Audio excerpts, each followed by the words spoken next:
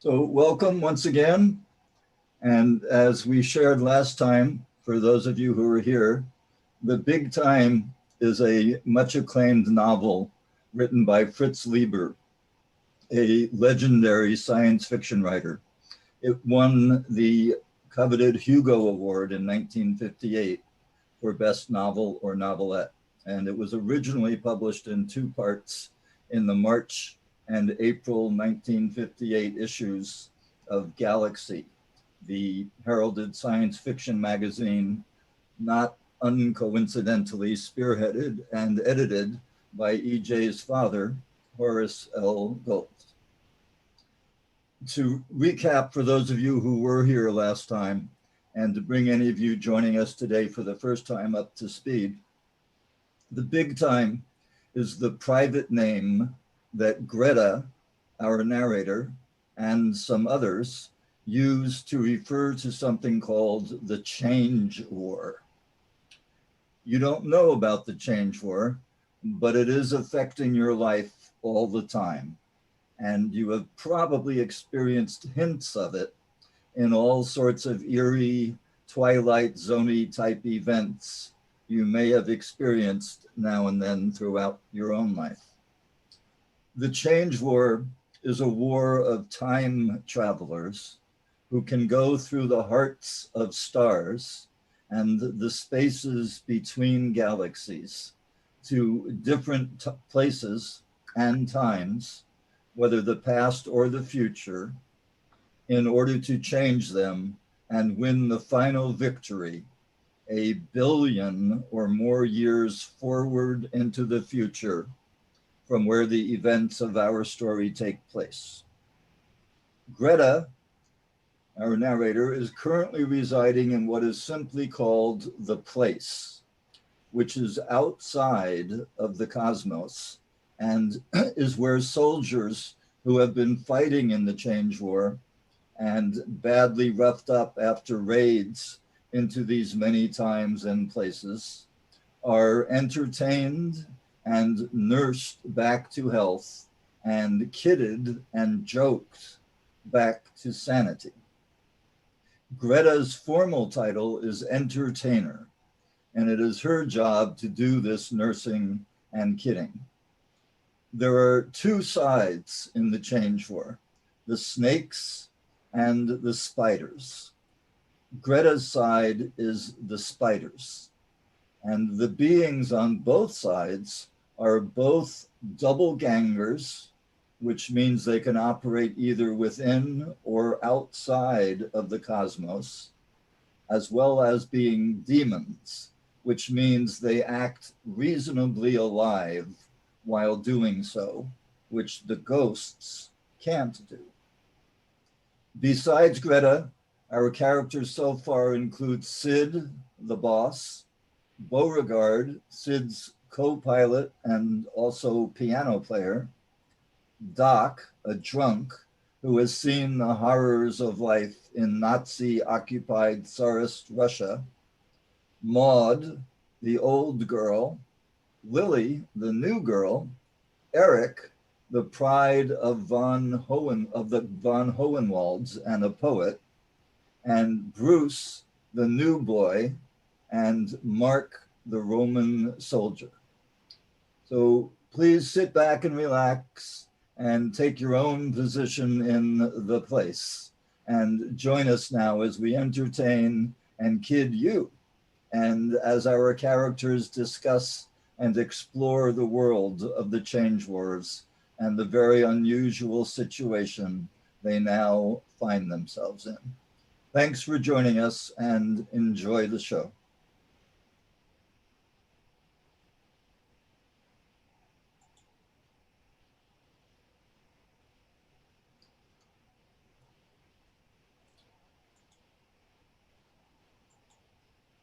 Oh, this is episode 2, and the little prologue thing is last week in Babylon, last night in Rome, from Hodgson. A right hand glove. Bo had gone behind the bar and was talking quietly at Doc. but with his eyes elsewhere, looking very sallow and professional in his white, and I thought, Dumbala, I'm in the French Quarter. I couldn't see the new girl.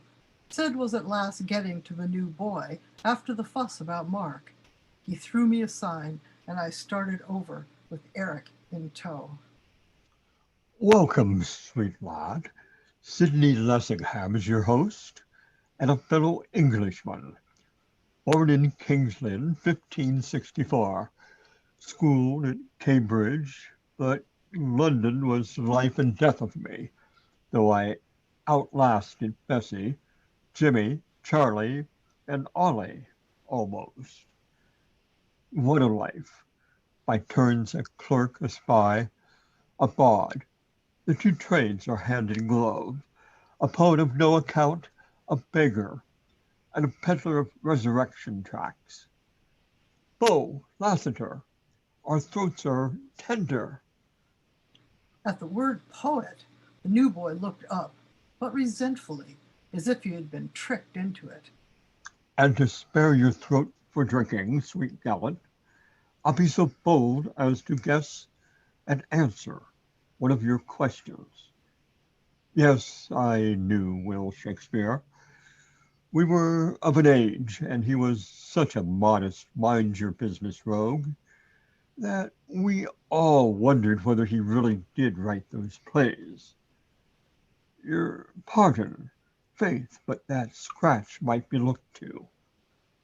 Then I saw that the new girl hadn't lost her head, but gone to surgery, for a first aid tray.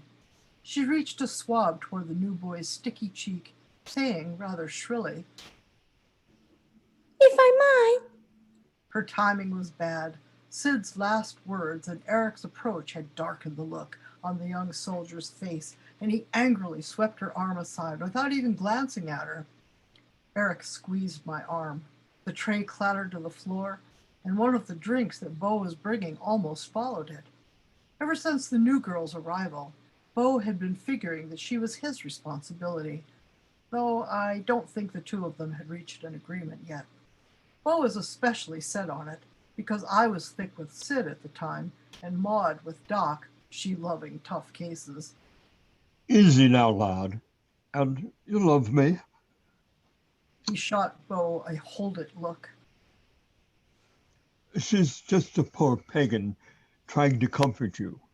Swallow your bile, you black villain, and perchance it will turn to poetry.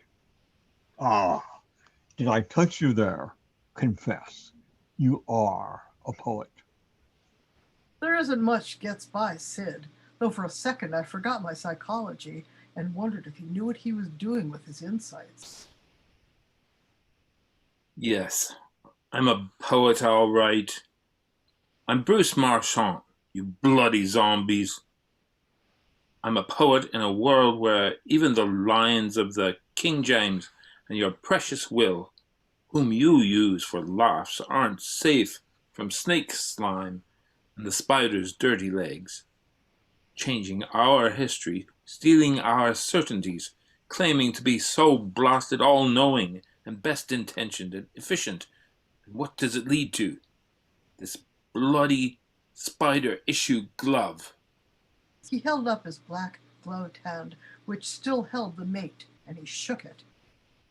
And what's wrong with the spider issue gauntlet, heart of gold? As you love us, tell us. Consider yourself lucky, comrade. Mark and I didn't try any gloves at all. What's wrong with it? The bloody things are both lefts. He slammed it down on the floor. We all howled. We couldn't help it. He turned his back on us and stamped off, though I guessed he would keep out of the void. Eric squeezed my arm and said between gasps, Mein Gott, Liebchen, what have I always told you about soldiers? The bigger the gripe, the smaller the cause. It is infallible. One of us didn't laugh. Ever since the new girl heard the name Bruce Marchand, she'd had a look in her eyes like she'd been given the sacrament. I was glad she got interested in something, because she'd been pretty much of a snoot and a wet blanket up until now. although she'd come to the place with the recommendations of having been a real whoopee girl in London and New York in the 20s. She looked disapprovingly at us as she gathered up the tray and stuff, not forgetting the glove, which she placed in the center of the tray like a holy relic.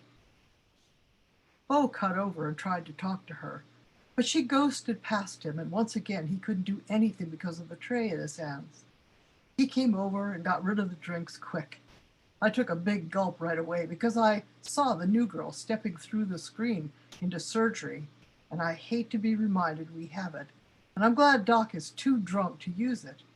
Some of the arachnoid surgical techniques seem very sickening, as I know only too well from a personal experience that is number one on my list of things to be forgotten. By that time, Bruce had come back to us, saying in a carefully hard voice, Look here. It's not the dashed glove itself, as you very well know, you howling demons. What is it then, noble heart? Sid's grizzled gold beard heightened the effect of innocent receptivity. It's the principle of the thing. Bruce looked around sharply, but none of us cracked a smile. It's this mucking inefficiency and death of the cosmos, and don't tell me that isn't in the cards, masquerading as benign, omniscient authority, the spiders, and we don't know who they are ultimately. It's just a name. We see only agents like ourselves. The spiders pluck us from the quiet graves of our lifelines. Is that bad, lad? Sid murmured, innocently straight-faced. And they resurrect us if they can, and then tell us we must fight another time-traveling power called the Snakes, just a name, too, which is bent on perverting and enslaving the whole cosmos, past, present, and future. And isn't it, lad? Before we're properly awake, we're recruited into the big time and hustled into tunnels and burrows outside our space-time, these miserable closets, grey sacks, past pockets, no offense to this place, that the spiders have created, maybe by gigantic implosions, but no one knows for certain. And then we're sent off on all sorts of missions into the past and future to change history in ways that are supposed to thwart the Snakes. True, lad. And from then on, the pace is so flaming hot and heavy, the shocks come so fast, our emotions are wrenched in so many directions, our public and private metaphysics distorted so insanely, the deepest thread of reality we cling to, tied in such bloody knots, that we never can get things straight. We've all felt that way, lad. Bo nodded his sleek death's head. You should have seen me, comrade. My first 50 sleeps. Us girls too, Bruce. Oh, I know I'll get hardened to it. Don't think I can't. It's not that. And I wouldn't mind the personal confusion, the mess it's made of my spirit. I wouldn't even mind remaking history and destroying priceless, once called imperishable beauties of the past if I felt it were for the best. The spiders assure us that to thwart the Snakes it is all important that the West ultimately defeat the East. But what have they done to achieve this? I'll give you some beautiful examples. To stabilize power in the early Mediterranean world, they have built up Crete at the expense of Greece, making Athens a ghost city, Plato a trivial fabulist, and putting all Greek culture in a minor key. You got time for culture? I heard myself say, and I clapped my hand over my mouth in gentle reproof. But you remember the dialogues, lad. And rail not at Crete. I have a sweet Keftian friend. For how long will I remember Plato's dialogues? And who after me? Here's another. The spiders want Rome powerful, and to date they've helped Rome so much that she collapses in a blaze of German and Parthian invasions a few years after the death of Julius Caesar. This time it was Bo who butted in. Most everybody in the place loves these bull sessions. You omit to mention, sir, that Rome's newest downfall is directly due to the unholy triple alliance the snakes have fomented between the Eastern classical world, Mohammedanized Christianity, and Marxist communism, trying to pass the torch of power futurewards by the way of Byzantium and the Eastern Church, without ever letting it pass into the hands of the Spider West. That, sir, is the snake's 3,000-year plan, which we are fighting against, striving to revive Rome's glory. Striving is the word for it. Here's yet another example. To beat Russia, the spiders kept England and America out of World War II, thereby ensuring a German invasion of the New World and creating a Nazi empire stretching from the salt mines of Siberia to the plantations of Iowa, from Nizhny Novgorod to Kansas City. He stopped, and my short hairs prickled. Behind me, someone was chanting in a weird, spiritless voice, like footsteps in hard snow. Salts, salts, bring us salts. Keine Petsch, gnadig Herren. Salts, salts, salts. I turned, and there was Doc walking toward us with little tiny steps, bent over so low that the ends of his shawl touched the floor, his head crooked up sideways and looking through us. I knew then, but Eric translated softly. Salt, salt. I bring salt. No whip, merciful sirs. He is speaking to my countrymen in their language. Doc had spent his last months in a Nazi-operated salt mine. He saw us and got up, straightening his top hat very carefully. He frowned hard, while my heart thumped half a dozen times. Then his face slackened. He shrugged his shoulders and muttered, Nichevo. And it doesn't not matter, sir. True, great civilizations have been dwarfed or broken by the change war, but others, once crushed in the bud, have bloomed. In the 1870s, I traveled a Mississippi that had never known Grant's gunboats.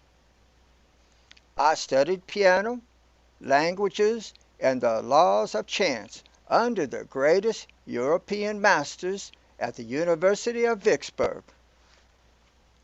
And you think your pipsqueak steamboat culture is compensation for... Could be none of that, lad. Nations are as equal as so many madmen or drunkards. And I'll drink dead drunk the man who disputes me. Hear reason. Nations are not so puny or as to shrivel and vanish at the first tampering with their past.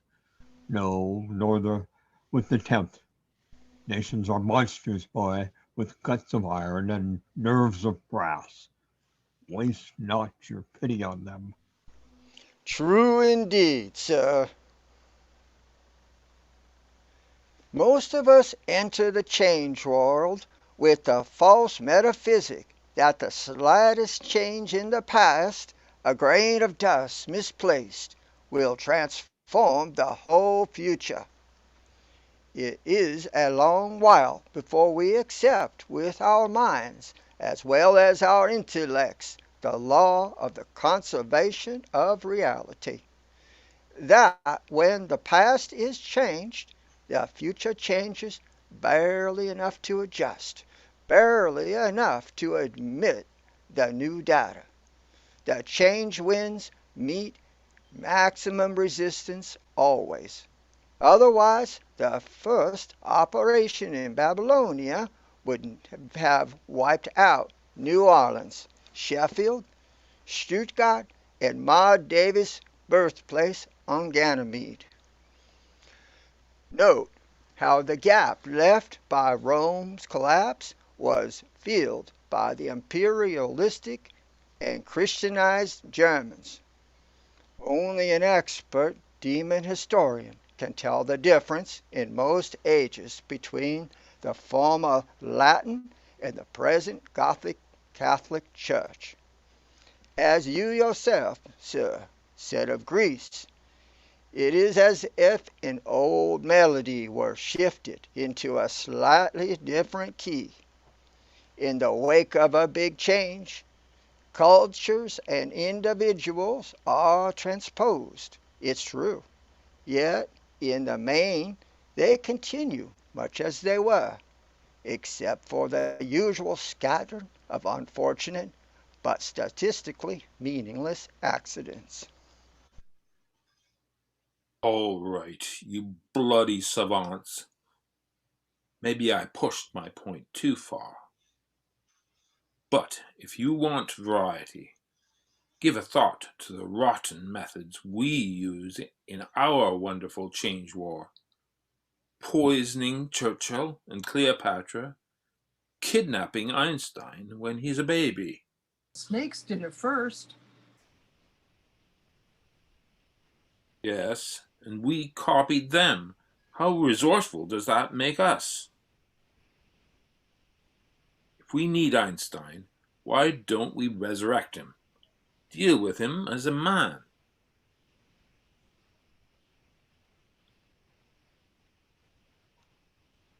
Pardonnez-moi, but when you have enjoyed your status as double ganger, a soupçon, longer, you will understand that great men can rarely be resurrected. Their beings are too crystallized, sir. Their lifelines too tough. Pardon me, but I think that's rot. I believe that most great men refuse to make the bargain with the snakes or with us spiders either.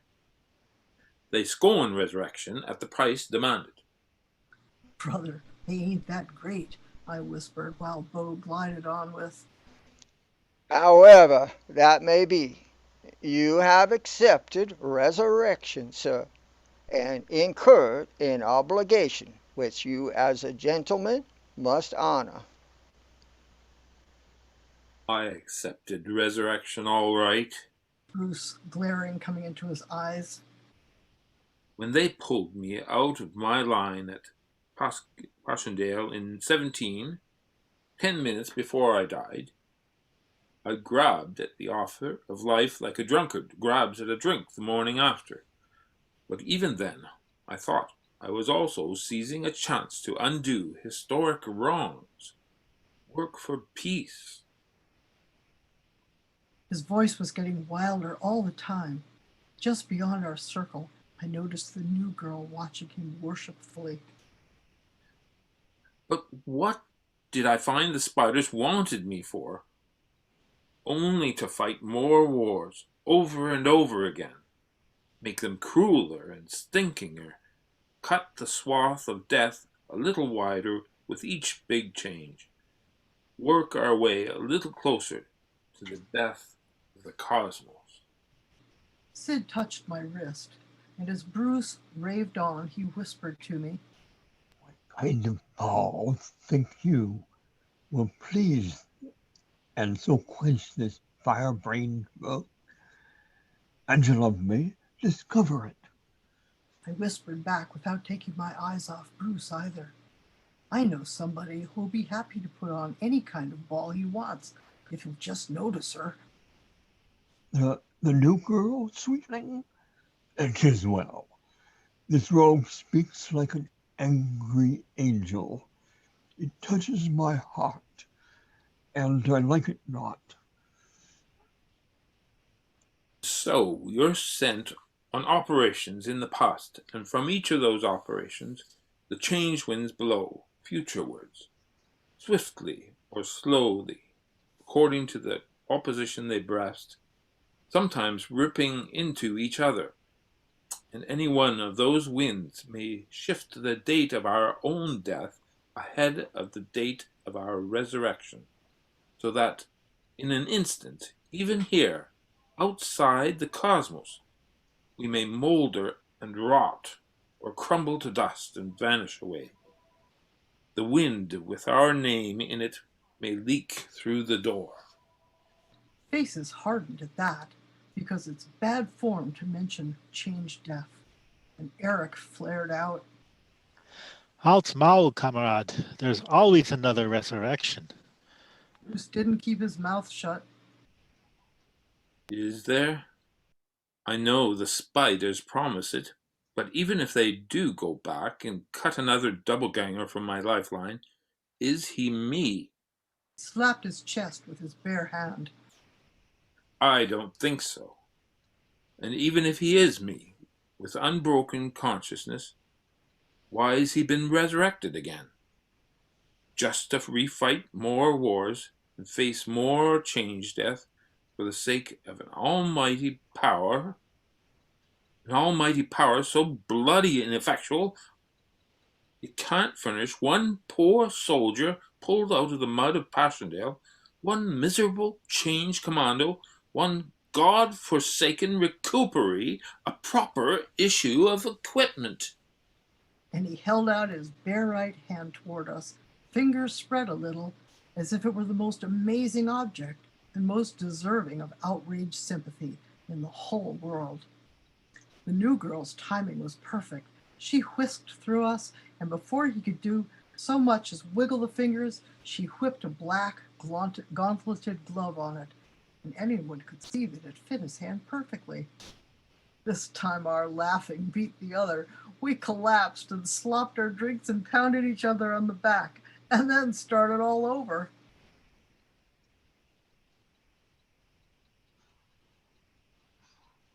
Ach, der Handschuh, Liebchen. Where'd she get it? Eric gasped. Probably just turned the other one inside out. That turns a left into a right. I've done it myself. I wheezed, collapsing again at the idea. That would put the lining outside. Then I don't know. We got all sorts of junk in stores. It doesn't matter, Liebchen. Ach, der Handschuh. All through it, Bruce just stood there admiring the glove, moving the fingers a little now and then, and the new girl stood watching him as if he were eating a cake she'd baked. When the hysteria quieted down, he looked up at her with a big smile. You say your name was? Lily. She said, and believe you me, she was Lily to me even in my thoughts from then on, for the way she handled that lunatic. Lillian Foster. I'm English also, Mr. Martian. I've read A Young Man's Fancy I don't know how many times. You have? It's wretched stuff. From the Dark Ages. I mean my Cambridge days. In the trenches I was working up some poems that were rather better. I once hear you say that, but I'll be terribly thrilled to hear the new ones. Oh, Mr. Martian, it was so strange to hear you call it Passchendaele. Why, if I may ask? Because that's the way I pronounce it to myself. But I look it up, and it's more like Passchendaele. Bless you. All the Ptolemies call it Passchendaele, just as they called Ypres wipers. How interesting, you know, Mr. Martian. I'll wager we were recruited in the same operation, summer of 1917. I got to France as a Red Cross nurse, but they found out my age and were going to send me back. How old were you? Are you? Same thing, I mean to say. 17. 17. In 17. Bruce's eyes turned glassy. It was real corny dialogue, and I couldn't resent the humorous leer Eric gave me as we listened to them, as if to say, Ain't it nice, Liebchen? Bruce has a silly little English schoolgirl to occupy him between operations. just the same. As I watched Lily in her dark bangs and pearl necklace and tight little gray dress that reached barely to her knees, and Bruce hulking over her tenderly in his snazzy hussar's rig, I knew that I was seeing the start of something that hadn't been part of me since Dave died fighting Franco years before I got on the BigTime. The sort of thing that almost made me wish there could be children in the change world. I wondered why I'd never thought of trying to work things so that Dave got resurrected. And I told myself, no, it's all changed. I've changed. Better the change winds don't disturb Dave, or I know about it. No, I didn't die in 1917. I was merely recruited then. I lived all through the 20s, as you can see from the way I dress. But let's not talk about that, shall we? Oh, Mr. Martian, do you think you can possibly remember any of those poems you started in the trenches? I can't fancy them bettering your sonnet that concludes with, "The bough swings in the wind, the night is deep. Look at the stars, poor little ape, and sleep." How it almost made me whoop. What monkeys we are, I thought, though I'd be the first to admit that the best line to use on a poet is one of his own, in fact, as many as possible. I decided I could safely forget our little Britons and devote myself to Eric, or whatever needed me.